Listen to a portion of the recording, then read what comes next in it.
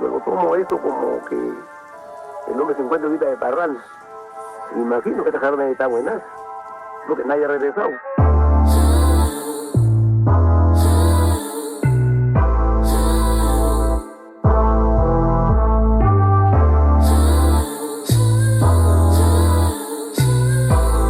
Hello everyone, मैं doctor सीमा अग्रवाल अपने YouTube channel legal world में आप सबका स्वागत करती हूँ। जैसा कि आप जानते हैं, मैंने अपकृत्य विधि से संबंधित कुछ आवश्यक प्रश्नों पर वीडियोस बनाना शुरू किया है और इसी सीरीज में आज मैं एक अन्य डिफेंस जो अपकृत्य विधि से संबंधित है उसे डिस्कस करने वाली हूँ।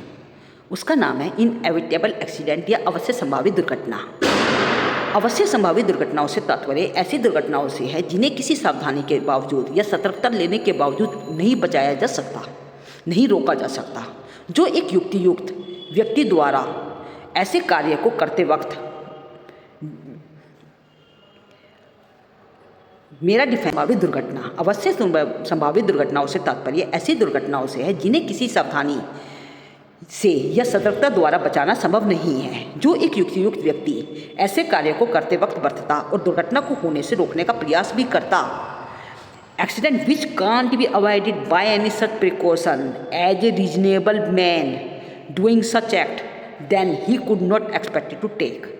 अतः अगर प्रतिवादी ये साबित कर दे कि न तो उसका आशय वादी को क्षति पहुंचाना था और न ही वह युक्त सावधानी बरतकर वादी को क्षति होने से बचा सकता था, तो यह उचित प्रतिरक्षा के रूप में मान्य होगी, जिसे अवश्य संभावित दुर्घटना के नाम से जानते हैं। उदाहरण के लिए, यदि एक व्यक्ति गाड़ी चलाते समय उस समय बेहोश हो जाए कि जब गाड़ी गति में है, तो उस दौरान यदि दुर्घटना घटित हो जाए तो वह अवश्य संभावित दुर्घटना का अपवाद के रूप में लागू होगी, तो यह अवश्य संभावित दुर्घटना का अपवाद लागू होगा। अतः क्योंकि ऐसी दुर्घटना को होने से नहीं रोका जा सकता था और न ही उसके ऊपर उसका कोई कंट्रोल था। इसी से संबंधित हम एक एग्जाम्पल और लेते हैं। जब कोई व्यक्ति मोटर गाड़ी को लेकर गैरेज से ठीक करवा कर वापस जा रहा है, उस दौरान उसकी उपेक्षा से नहीं बल्कि ब्रेक फेल होने के कारण यदि कोई दुर्घटना घटित हो जाए तो यह दुर्घटना अवश्य संभावित दुर्घटना होगी। इसको हम कुछ वादों से समझते हैं, इसको हम कुछ वादों की सहायता से समझते हैं। इससे संबंधित वाद है ब्राउन वर्सेस कैंडल। इस वाद में वादी और प्रतिवादी के कुत्ते आपस में लड़ रहे थे। उन्हें अलग करने के लिए प्रतिवादी ने कुत्ते को मारने के लिए छड़ी उठाई। वह वादी की आंख में जाकर लग गई, जिससे वो घायल हो गए। कोर्ट द्वारा यह निर्णय दिया गया कि प्रतिवादी इसके लिए उत्तरदायी नहीं था, क्योंकि यह एक अवश्य संभावित दुर्घटना थी जिसे बचाया नहीं जा सकता था। दूसरा वाद है हेम्स वर्सेस माथिर। यह वाद 1875 का है। इसमें प्रतिवादी के घोड़े को, जो उसका सेवक एक राजमार्ग पर ले जा रहा था, एक कुत्ते के भौंकने के कारण घोड़ा इतना भड़क गया कि उन पर उसका नियंत्रण नहीं रहा। उन्होंने वादी को ठोकर मारकर घायल कर दिया। इसके लिए प्रतिवादी को उत्तरदायी नहीं ठहराया गया, क्योंकि यह एक अवश्य संभावित दुर्घटना का मामला था।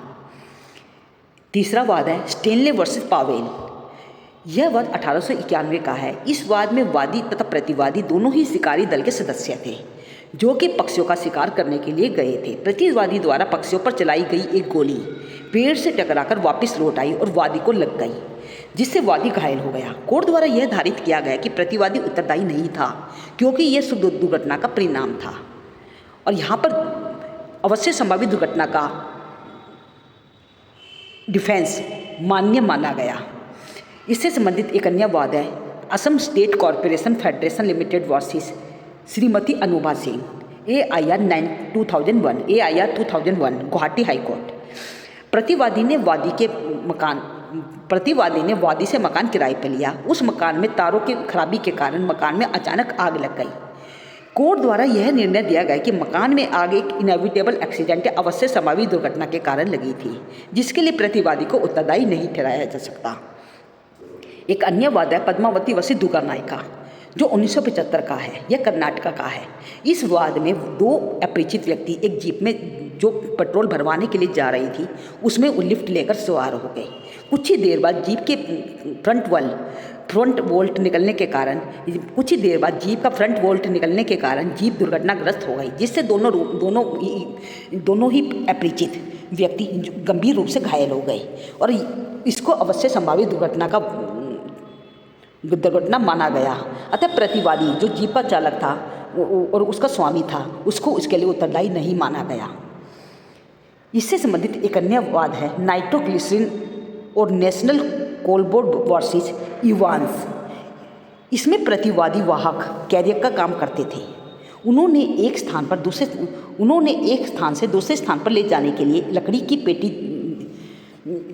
अन्य वाद है नाइट्रोग्लिसरीन और national coal board versus Evans.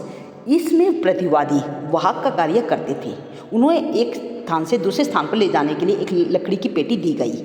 उस पेटी में से कुछ चीज़ बाहर बहती हुई देखकर वो उसे कार्यालय में ले गए और उसे खोलने का प्रयास किया, जिससे उसमें विस्फोट हो गया और वादी का भवन क्षतिग्रस्त हो गया। कोर्ट द्वारा यह धारित किया गया कि प्रतिवादी इसके लिए उत्तरदायी नहीं थे, क्योंकि उन्हें यह आशंका नहीं थी कि पेटी में नाइट्रोग्लिसरीन है। अतः यह दुर्घटना थी और वो वहाँ पे उत्तरदायी नहीं माने गए। और यहाँ पर अवश्य संभावित दुर्घटना का जो तर्क है वो माना गया। एक अन्य डिफेंस है जिसे हम नेसेसिटी कहते हैं, आवश्यकता कहते हैं कि आवश्यकता किसी कानून की जननी नहीं है, जैसा कि शेक्सपियर के द्वारा उनके नाटक में लिखा गया है। इसका अर्थ होता है कि आवश्यकता पड़ने पर जो कोई आवश्यक हो वह किया जा सकता है, कानून चाहे जो भी हो। अतः यदि किसी ऐसे कार्य से क्षति कारित हुई है जिसे किसी एक बड़ी क्षति के निवारण की आवश्यकता से अभिभूत होकर किया गया है, तो वह वाद योग्य नहीं होगा, चाहे वह साक्ष्य द्वारा पूरे आशय के साथ किया गया हो। इसे हम कुछ उदाहरण के द्वारा समझते हैं, जैसे कि किसी जलयान को हल्का करने के लिए उस समय उस पर लदे माल को जल में फेंकना पड़े, जिससे कि जलयान पर सवार यात्रियों को डूबने से बचाया जा सके। तो ऐसी स्थिति में जो माल हमने जल में फेंका है उससे होने वाली हानि के लिए वाद प्रस्तुत नहीं किया जा सकता, क्योंकि उस समय यात्रियों को बचाना नेसेसिटी थी। इसी से संबंधित दूसरा एग्जाम्पल हम ले सकते हैं, आग को फैलने से रोकने के लिए यदि किसी मकान को गिराना भी पड़े तो ऐसी स्थिति में मकान को गिराने से जो हानि हुई है उसके लिए वाद प्रस्तुत नहीं किया जा सकता, क्योंकि आग को फैलने से रोकने के बचाने के लिए उस मकान को गिराना जरूरी था, आवश्यकता थी। इसके लिए संबंधित हम एक वाद और भी लेते हैं, लेग वर्सेस ग्लेस्टोन। यह वाद 1909 का है। इस वाद में भूख हड़ताल पर बैठे हुए एक कैदी के जीवन को बचाने के लिए उसे बलपूर्वक खाना खिलाया गया और यहाँ पर बैटरी की कार्यवाही में उसे प्रतिरक्षा का तर्क यहाँ पे माना गया। इसी से संबंधित एक अन्य वाद है कोप वर्सेस साप। यह वाद 1891 का है। इसमें प्रतिवादी ने वादी की भूमि में आग को फैलने से रोकने के लिए वहां पर प्रवेश किया और आग को फैलने से रोकने के लिए आवश्यक प्रयास किया गया। कोर्ट द्वारा यह निर्णय दिया गया कि यहाँ पे प्रतिवादी उत्तरदायी नहीं था, क्योंकि आग को फैलने से रोकने के लिए वहाँ प्रवेश करना जरूरी था। अतः यहाँ पर प्रतिवादी उत्तरदायी नहीं थे। इससे संबंधित एक अन्य वाद है कार्टर वर्सेस थॉमस। इस वाद में प्रतिवादी ने वादी की भूमि पर सद्भावना के साथ अग्निशमन हेतु प्रवेश किया, परंतु वहाँ पर पहले से ही फायर ब्रिगेड की कार्यकर्ता वहाँ पे पहले से ही मौजूद थे। यहाँ पर प्रतिवादी को अत्याचार के लिए उत्तरदायी माना गया, क्योंकि वहाँ पर जाना उसकी आवश्यकता नहीं थी। एक अन्य वाद है कार्क वर्सेस ग्रेमी। इस वाद में कैग की मृत्यु के बाद उसकी साली ने सुरक्षा की दृष्टि से कुछ आभूषणों को मृतक के कमरे से हटाकर दूसरे कमरे में रख दिए। वहाँ से वे चोरी हो गए। कोर्ट द्वारा यह धारित किया गया कि आभूषणों के साथ किया गया हस्तक्षेप युक्तियुक्त आवश्यकता नहीं थी, अतः वहाँ पर साली को इसके आभूषणों के नुकसान के लिए उत्तरदायी माना गया, चोरी के लिए उत्तरदायी माना गया। तो यह आपको यह बताया कि जब कोई कार्य आवश्यकता के पड़ने पर जब किसी बड़े नुकसान को बचाने के लिए किया जाए तो वहाँ पर आप इसका तर्क ले सकते हैं, इसको प्रतिरक्षा के रूप में ले सकते हैं। परंतु यदि वहाँ पे कोई आवश्यकता नहीं है और आप ज़बरदस्ती उसको आवश्यकता साबित करने वाले हैं, तो ऐसी स्थिति में आपके तर्क को नहीं माना जाएगा, जैसा कि मैंने आपको कुछ वादों के द्वारा बताया है। एक अन्य डिफेंस हमारे पास है जिसका नाम है स्टैट्यूटरी अथॉरिटी, सांवैधिक प्राधिकार। यह लास्ट डिफेंस है जो आपकी सेकेंड यूनिट से संबंधित है। यदि इसमें कहा जाता है कि यदि वादी को क्षति ऐसे कार्य के कारण हुई है जो किसी अधिनियम द्वारा प्राधिकृत है, तो वहाँ पर कानूनी प्राधिकार का बचाव उपलब्ध होगा। यदि यह कार्य प्राधिकृत न होता तो वह अकृत्य होता, परंतु यदि प्राधिकृत कार्य अपेक्षा से किया गया है तो वहाँ पर दायित्व उत्पन्न होगा। जहाँ पर कानूनी प्राधिकार द्वारा किया गया कार्य होता है तो ऐसा कार्य युक्तियुक्त सावधानी से किया जाना चाहिए। यदि किसी कानूनी प्राधिकृत कार्य द्वारा को करने में उपेक्षा बरती गई है तो ऐसी स्थिति में उस अथॉरिटी को भी उत्तरदायी ठहराया जा सकता है। उदाहरण के लिए, जब किसी रेल पथ का निर्माण किया जा रहा है और ऐसे किसी प्राइवेट भूमि के साथ हस्तक्षेप भी हो सकता है और रेलगाड़ी के चलने के शोर और प्रकंपन और धुएं आदि के कारण कुछ हानि भी हो सकती है, इसे अकृत्य मानकर कोई भी कार्यवाही नहीं की जा सकती। इसको हम कुछ वादों से समझते हैं, जैसे कि पहला वाद है बागन वर्सेस टैफवेल रेल कंपनी। इस वाद में प्रतिवादी रेल कंपनी के इंजन से निकली हुई चिंगारी से वादी के जंगल में आग लग गई जो रेलवे लाइन के बगल में थी।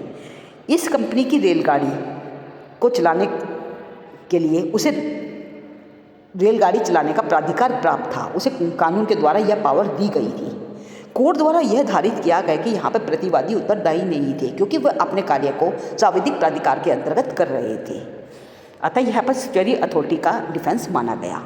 इसी का संबंधित सेकंड वाद है Hems Smith rail company versus Brand. इस वाद में रेलगाड़ियों के चलने के कारण उससे उत्पन्न शोर प्रकंपन और धुएं से वादी की संपत्ति का मूल्य में कमी आ गई। रेल पथ जिन पर रेलगाड़ियां चलती थी सांविधिक प्राधिकार से निर्मित किए गए थे और यह निर्धारित किया गया कि क्षतिपूर्ति के लिए यहाँ पर कार्यवाही नहीं की जा सकती क्योंकि यहाँ पे सांविधिक प्राधिकार के अंतर्गत कार्य किया जा रहा था। यदि यह प्राधिकृत कार्य असावधानी से किया जाए तो वहाँ पर उसकी कार्यवाही के लिए इसके लिए कार्यवाही की जा सकती है। यदि प्राधिकृत कार्य असावधानी से किया जाए तो उसके लिए कार्यवाही की जा सकती है। इसको हम एक वाद के थ्रू समझते हैं Smith versus London and south western railway company. इस वाद में रेल कंपनी के कर्मचारियों ने घास एवं कुछ बाड़ों के काट छाट के ढेर को उपेक्षा के साथ सफाई के बाद वहां पर रेल पथ के समीप छोड़ दिया। इंजन से निकली चिंगारी के कारण उसमें आग लग गई और वो आग की हवा के साथ साथ वादी की झोपड़ी तक पहुंच गई और झोपड़ी जलकर राख हो गई। यहाँ पर रेल कंपनी को इसके लिए उत्तरदायी माना गया क्योंकि यहाँ पर रेल कर्मचारियों की उपेक्षा के कारण यह दुर्घटना घटित हुई थी।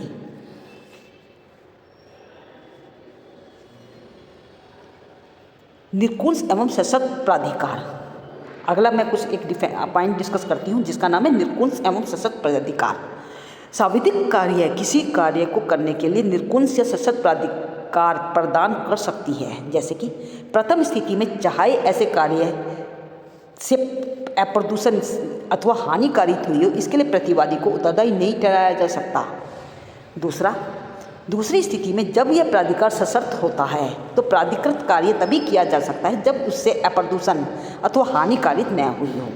ऐसी शर्त अभिव्यक्त या विवक्षित हो सकती है। इससे संबंधित वाद है मेट्रोपॉलिटन एसाइलम डिस्ट्रिक्ट वर्सेस हिल। इस वाद में अपीलकर्ता जो चिकित्सालय प्राधिकारी था, चेचिक के अस्पताल स्थापित करने के लिए उसको लिए सशक्त किया गया था। उन्होंने एक आवासीय क्षेत्र में अस्पताल का निर्माण इस प्रकार से किया कि क्षेत्र के लोगों को रोग फैलने का खतरा उत्पन्न हो गया। इसे अप्रदूषण माना गया और अपीलकर्ता के विरुद्ध चिकित्सालय को हटाने का आदेश जारी किया गया। अर्थात हम ये कह सकते हैं कि यदि किसी अथॉरिटी को मान के चलो उन्होंने कोई कार्य के लिए प्राधिकृत भी किया है तो वहाँ पर वो कार्य निरकुश नहीं होना चाहिए। वहाँ पर यदि उसी कार्य की वजह से यदि आम जनता को कोई नुकसान हो रहा है या सीधी बात है कि वहाँ पर यदि किसी जनता के प्रति यदि कोई आप अकृत्य कारित कर रहे हैं तो ऐसी स्थिति में भी वहाँ पर उसको भी उत्तरदायी ठहराया जा सकता है और उसके लिए कोर्ट द्वारा आदेश जारी किया जा सकता है, क्योंकि ऐसा कार्य तभी किया जा सकता है जब उससे होने वाली हानि। यह सब मैंने स्टेचुटरी अथॉरिटी के बारे में बताया है। If you have any doubt, you must put down in the comment section and don't forget to like, share and subscribe this channel for the further update. Thank you.